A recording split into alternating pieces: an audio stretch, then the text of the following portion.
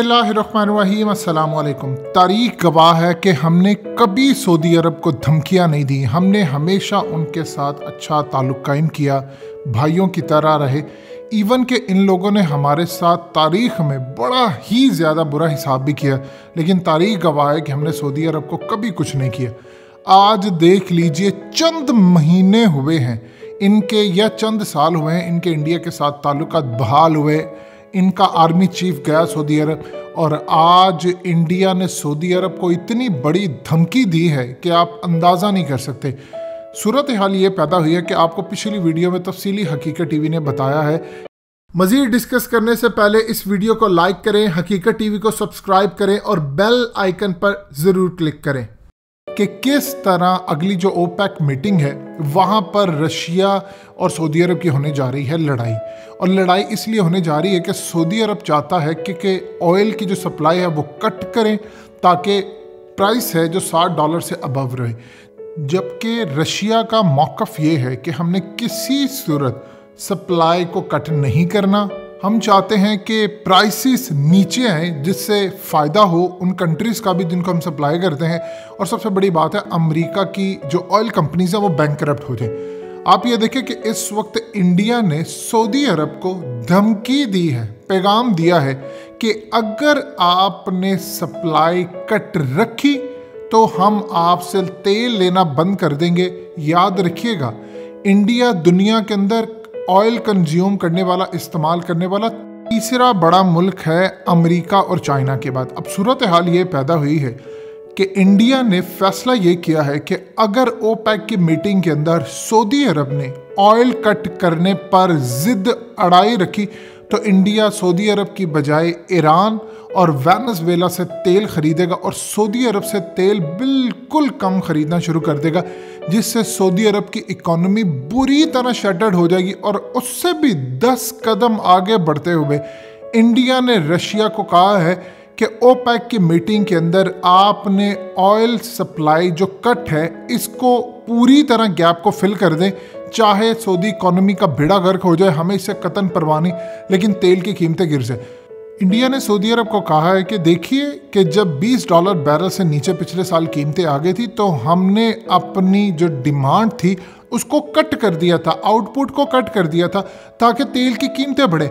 अब 200% तेल की कीमतें बढ़ गई हैं। पूरे भारत के अंदर मोदी के खिलाफ नारे, मजाक उड़ाया जा रहा है। इतनी कैंपेन चली है उसके खिलाफ कि पूरी भारत के अंदर मीडिया चैनल्स वालों को गालियां पड़ रही हैं जो मोदी का दिफा करते फिर रहे हैं, और उन्होंने भी हाथ खड़े कर दिया है कि हम 100 रुपये के ऊपर आपका दिफा नहीं कर सकते। इस वक्त इंडिया में 100 रुपये लीटर है तेल की कीमत, और मोदी ने वहाँ पर 38% टैक्स आयद कर दिया है। स्टेट का टैक्स अलहदा होता है, तो इस सूरत हाल में वहाँ के लोग इनको गालियाँ निकालते फिरे। आप अंदाज़ा कर लीजिए कि इंडिया और सऊदी अरब के दरमियान मामला यह है कि धमकी दी है, रशिया को भी कहा है कि आप इनका पूरी तरह जाकर मुकाबला करें, हम आपके साथ खड़े हैं।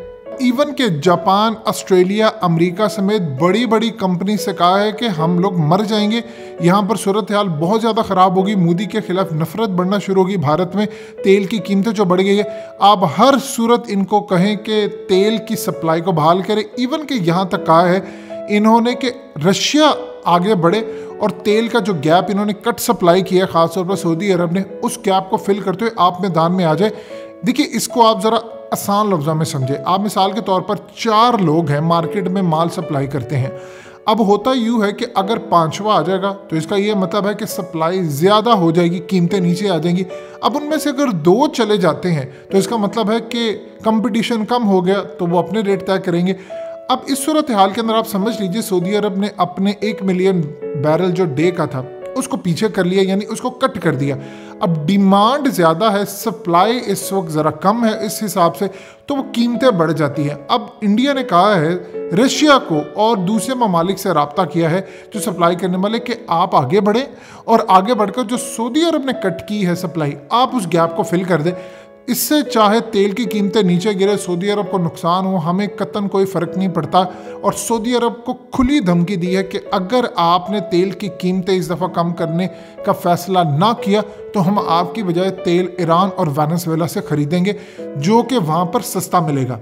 प्रॉब्लम ये है कि ईरान से एक हद तक इनको मिल सकता है। अब ये कोशिश करेंगे, इंडिया इतनी चूँकि वहाँ पर खपत बहुत ज़्यादा है, वहाँ पर लोग इस्तेमाल तेल बहुत ज़्यादा करते हैं, लिहाजा इस सूरत हाल में वो कहते हैं कि हम सऊदी अरब को सबक सिखाएंगे कि एक मरतबा आप अपना कस्टमर खो देते हैं तो फिर आप दोबारा उसको हासिल नहीं कर पाते। एक वक्त ये था कि सऊदी अरब 30-40% दुनिया का तेल देता था, आज कम होते होते होते होते होते इतना आ गया है कि वो शायद 6 से 7% भी दुनिया का तेल नहीं दे पा रहा, यानी ये लेवल आ चुका है। अब आहिस्ता आहिस्ता जब सऊदी अरब से मज़ीद लोग नाराज़ होंगे, आप देखिए कि हदीस शरीफ में जो क्लियरली चीज़ें मेंशन है अरबों के हवाले से, वो इसी तरफ जा रही। इनके पास पैसे ख़त्म हो गए, देखिए उनकी मजबूरी है, उन्होंने तेल की कीमतें बढ़ानी है, उनका कोई और सोर्स ऑफ इनकम नहीं है। हज उम्रा तक उनके पास बंद हो चुके हैं, ना एयरलाइंस उनकी जा रही है, वहाँ पर लोग जॉबलेस हो रहे हैं। और असल प्रॉब्लम ये है कि शाही ख़ानदान को इस चीज़ का पता है कि ये जितनी भी जगह पर अरब स्प्रिंग हुआ था वहाँ पर महंगाई थी,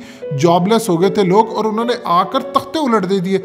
अब इस सूरत हाल के अंदर असल में शाही खानदान अपना इक़्तिदार बचा रहा है। उनको प्रॉब्लम ये है कि अगर हमने यहाँ पर सप्लाई को कट ना किया, कीमतें ना बढ़ी, अखराजात हमारे पूरे ना हुए, तो हमें लोगों पर टैक्स लगाना पड़ेगा।